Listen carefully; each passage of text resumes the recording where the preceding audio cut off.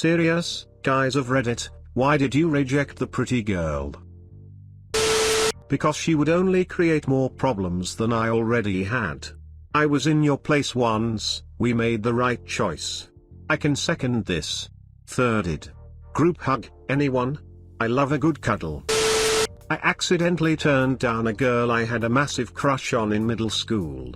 I'd convinced myself she was the one I was going to end up with, marry etc. Turns out she actually liked me too, and her brother would literally walk past me at school and yell, "My sister likes you."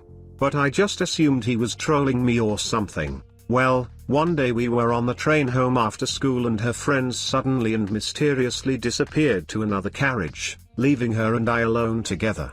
She asked, "Hey, I was wondering, do you have a crush on me?"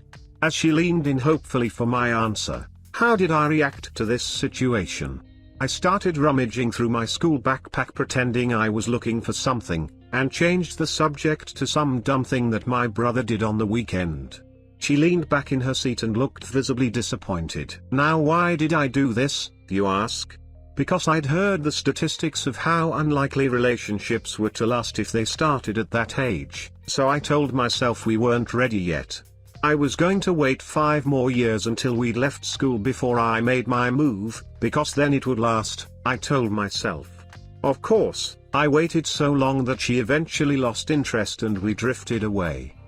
Yeah, teenage me had some strange ideas about love and relationships. When I was in high school, my best friend was a girl who I had a massive crush on, and who clearly had one on me as well. But teenage me was the type to have a new girlfriend every couple months, and I didn't want to turn my best friend into another ex-girlfriend. We're now 30, have been dating for a year and a half, and plan on getting married next year. Not gonna lie, I was expecting something awful, but this is the best answer to this post. Congrats. Have a beautiful life together. Smile.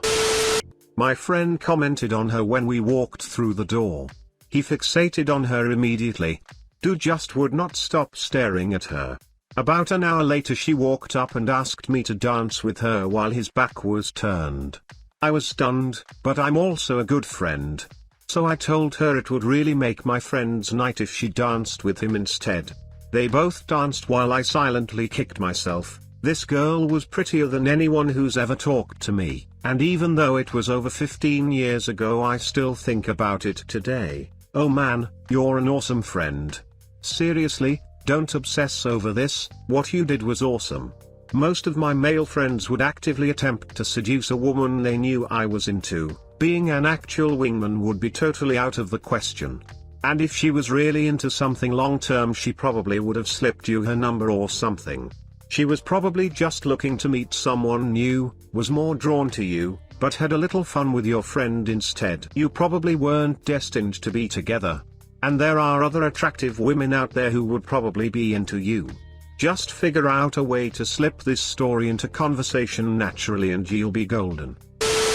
In college I didn't make a move on a former homecoming queen who now is a Broadway actress, despite her putting overt moves on me first. I'd like to say it's because I had my eyes set on the quirky artistic girl instead. It's true, I did choose to date that quirky art girl right afterward, but that wasn't it. I'd like to say it was because I found out the only reason she put the moves on me at all was because I'm a dead ringer for her ex-boyfriend. That was true also, but wasn't the reason.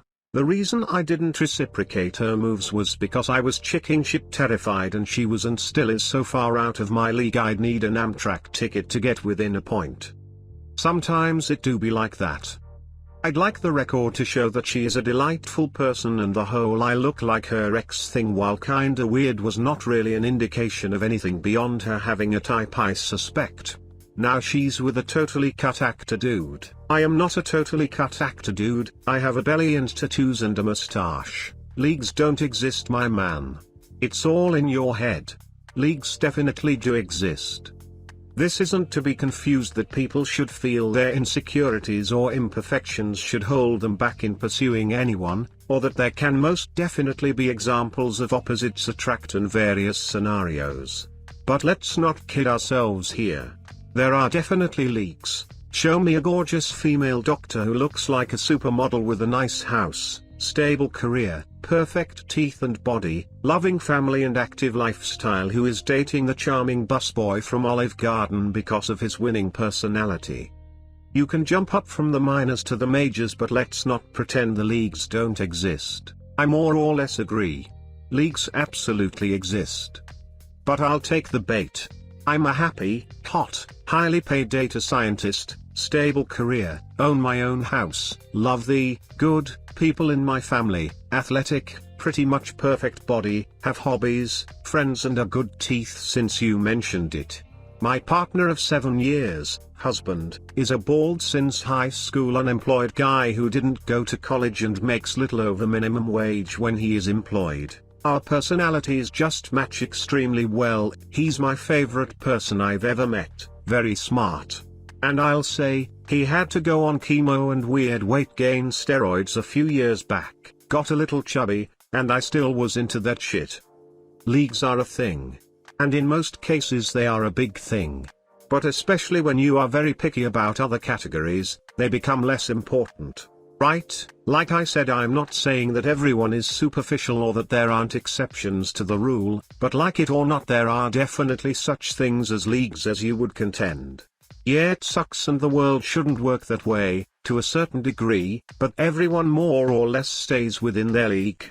Now, also like the major leagues, there are differences in opinions on who is or who is not an all-star player and who is more talented than others, but we can't just pretend there aren't divisions or that even a lot of these social standards we don't collectively set don't exist, even if a lot of them don't mean anything in terms of having a healthy relationship, happiness or meaning. But leagues do exist. That's all my point is. I'm gonna go with the opposite of everyone else here. She was perfect. Beautiful, fun, funny, loving, interesting, motivated, supportive, successful. Maybe not perfect, but her imperfections made her even more lovable. How obsessive she would get over little things, her temper when defending me, her stubbornness in switching our meals at a restaurant if mine looked better. She taught me that even a 10 out of 10 woman is still a human being, with all the same insecurities and idiosyncrasies as everyone else. It wasn't her that was the problem, it was me. The problem was that I learned that relationships just aren't for me. I had everything you could ask for, and no matter how much I lied to myself and tried to adapt and change and fit the mold, I just couldn't be happy.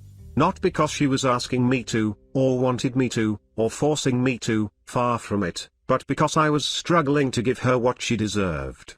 I was so unhappy, and more miserable by the day.